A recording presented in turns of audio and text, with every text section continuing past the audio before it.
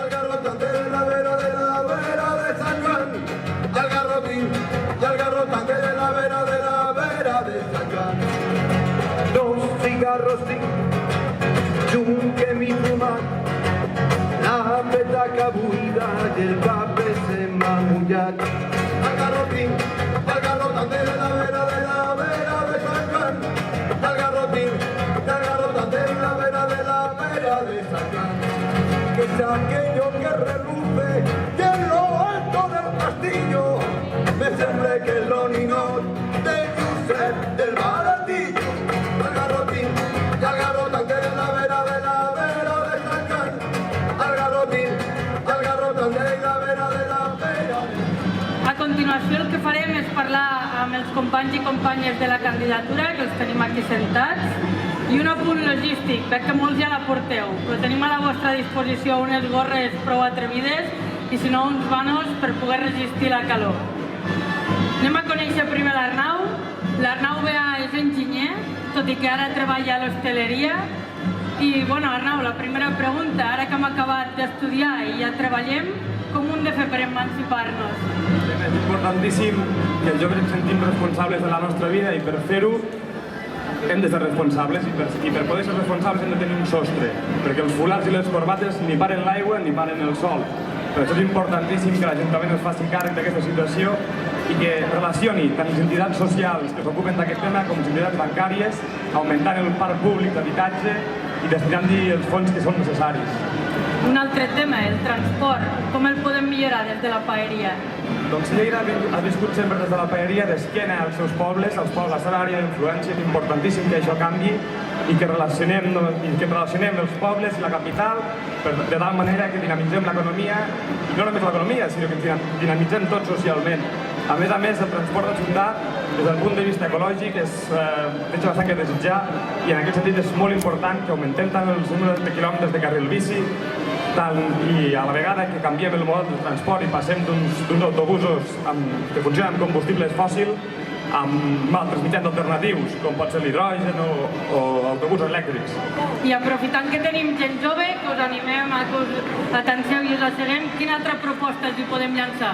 De propostes n'hi haurien moltíssimes, Gemma. La més important segurament és que es facin partíceps de la vida política de la ciutat i per això és molt important que participin a la presa de decisions, no només els majors d'edat, sinó obrint també la possibilitat als majors de 16 anys.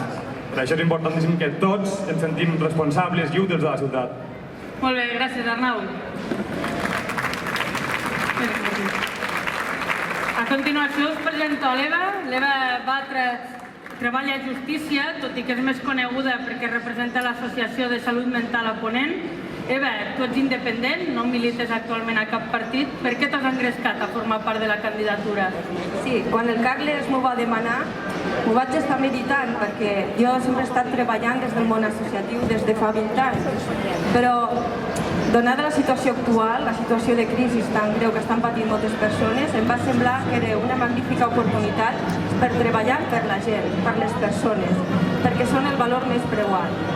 I també per un altre motiu, perquè estem en un moment molt il·lusionant, en un moment en què s'ha de construir un nou país. I per aquest motiu, això em va fer acabar de decidir. I tu que ets una persona molt lluitadora i que coneixes prou bé els problemes de salut que tenim a Lleida, com els podem millorar des de l'Ajuntament? Sí, des de l'Ajuntament defensarem una salut pública, especialitzada, de qualitat i de proximitat. Les persones que pateixen problemes de salut necessiten que es treballi més la prevenció i la promoció i també lluitar perquè Lleida tingui dispositius necessaris per atendre les necessitats reals. Bueno, les persones, un model centrat en les persones, però també els cuidadors, també les famílies. Com ho lliguem tot això? Efectivament, quan una persona està malalta, li afecta no només a la seva vida, sinó també a tot el seu entorn, sobretot a la família, que és el cuidador més immediat. Per tant, hem de tenir molt en compte a les famílies i als cuidadors i donar-los els suports necessaris.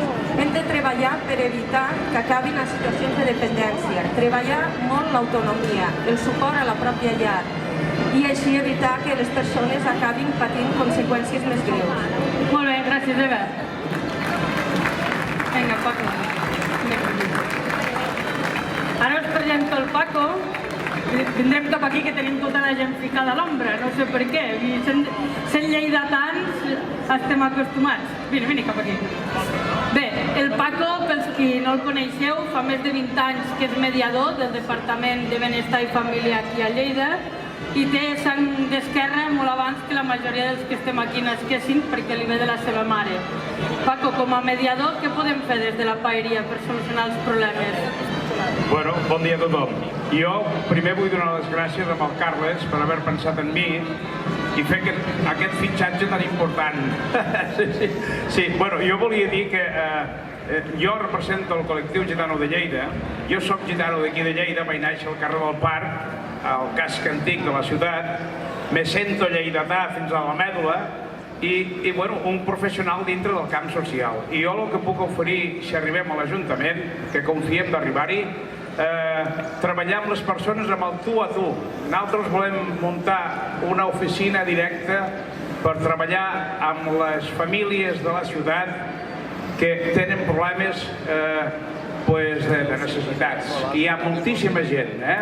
Us faré una referència real. No parlarem dels gitanos, parlarem de les persones que necessiten el suport de les administracions, cosa que de moment tenen part. Però jo em comprometo a treballar directament a les famílies més vulnerables que hi hagi a la nostra ciutat. I per això vull donar les gràcies al Carles per haver fet aquell gran fitxatge. Paco, posa'ns un exemple concret de com podem fer aquesta mediació entre la detecció de conflictes i la proposta de solucions. Bueno, el tema dels conflictes, jo soc un professional en aquest sentit perquè fa 28 anys que treballo el tema dels conflictes. Llavors fem la mediació, que això ho vam descobrir els gitanos a l'any 1400, no? El tema dels conflictes, perquè és una de les nostres qüestions. Nosaltres mediem sempre i quan hi hagi bona voluntat per part de les dues parts implicades en un conflicte. Sempre hi ha dues parts. Llavors nosaltres el que intentem és de practicar l'ètica, que és el respecte, volem tindre coherència amb la feina que treballem. Llavors jo penso que la mediació és una qüestió molt important perquè avui la societat en general estem una mica nerviosos per la situació tan crítica que es viu al país. Llavors penso que la mediació en general és positiva. De moment, el que heu llegit tots a la premsa, ahir penso que va sortir, no? 108 enxufados de la llum, per dir-ho així, no?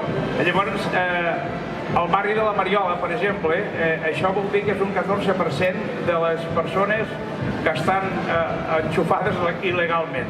Llavors jo vaig parlar el divendres amb un responsable per poder buscar alguna fórmula perquè les famílies que tinguin necessitats especials i que tinguin dificultats de fer front a aquestes qüestions, doncs estem negociant, que pròximament ens trobarem, i el que em va recomanar aquest responsable, que no diré el seu nom, no?, d'aquest personatge que hi ha a Barcelona, em va dir que volia que algú de l'Ajuntament també estigués implicat amb la reunió que farem per buscar alguna solució a les famílies vulnerables que no puguin fer front al pagament de la llum, que és un tema bastant delicat que afecta, repeteixo, a la Mariola ha afectat amb un 14%, però bueno, hi ha moltíssimes famílies, empreses i persones que tenen dificultats per pagar la llum. Llavors el que intentarem és buscar alguna fórmula per poder buscar alguna solució. Molt bé, gràcies Paco.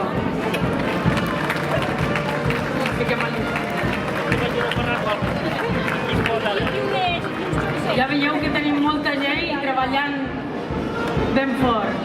Per últim, us presento la Núria. La Núria Marín és professora d'institut, de lleidatana pràcticament de tota la vida. És una persona molt perseverant i compromesa amb el teixit, amb el territori i també amb el país, amb les activitats que fa. I a més és mare de 3 fills. Núria, com a mare, com veus aquesta relació entre les escoles i les famílies? Bé, jo crec que nosaltres creiem en la implicació total de l'escola en la creació de la nova Lleida, del nou país. Nosaltres entenem les escoles, i quan parlo de l'escola i els instituts, com a centres oberts a la ciutat. I per això la nostra proposta estrella, diríem, de ciutat en aquest àmbit és el d'obrir les biblioteques i els poliesportius escolars fora de l'horari lectiu. Evidentment, per fer-hi tasques de suport educatiu, sigui tasques de reforç o per la pràctica de l'esport de base. Però a més ho volen fer implicant a la ciutadania, no només des de l'Ajuntament, aplicant fórmules que se'n diuen de cogestió, implicant pares, mares, el barri, en aquest cas professors jubilats, i d'aquesta manera també incentivem el que és tot el voluntariat.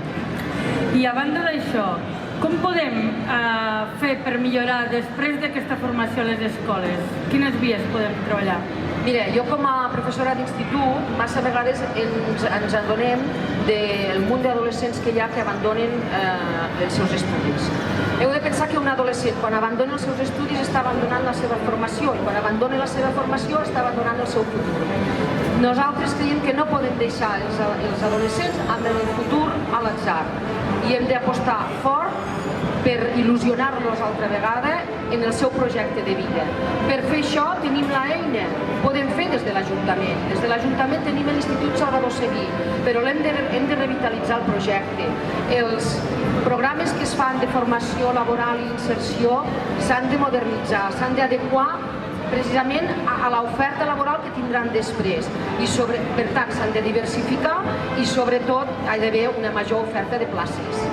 I una última pregunta, Núria. M'han dit que ets molt futbolera, m'ho ha dit un dels teus fills abans. Com podem utilitzar l'esport que tenim a la ciutat per educar en valors? Molt clarament. Mira, jo soc futbolera, però també veig que a Lleida es practiquen molts dels altres esports que no són només el futbol. I precisament tenim la sort que tenim practicants d'aquests esports que en l'àmbit competitiu han tingut molt bons resultats. Es tracta de que aprofitem aquests bons resultats per promocionar l'esport de base d'aquests esports anomenats minoritaris, i no només el masculí, sinó també el femení. Una primera aposta forta és la visibilització. Si jo no sé que a Lleida hi ha un equip de rugbi, difícilment m'interessaré per la pràctica del rugbi. Per tant, aquest primer pas és importantíssim, però després hem de fomentar l'esport de base d'aquestes disciplines. Per tant, hem d'escoltar aquests col·lectius que practiquen aquests esports. Els hem d'escoltar perquè hem d'escoltar les seves demandes i sempre que sigui possible donar-los solució. I he parlat del rugbi, però podria parlar del piragüisme. En una ciutat com Lleida, que té riu, hauria de ser un emblema de la pràctica esportiva de la ciutat. Molt bé, gràcies, Núria. Un aplaudiment per l'Arnau, per l'Eva, pel Paco i per la Núria.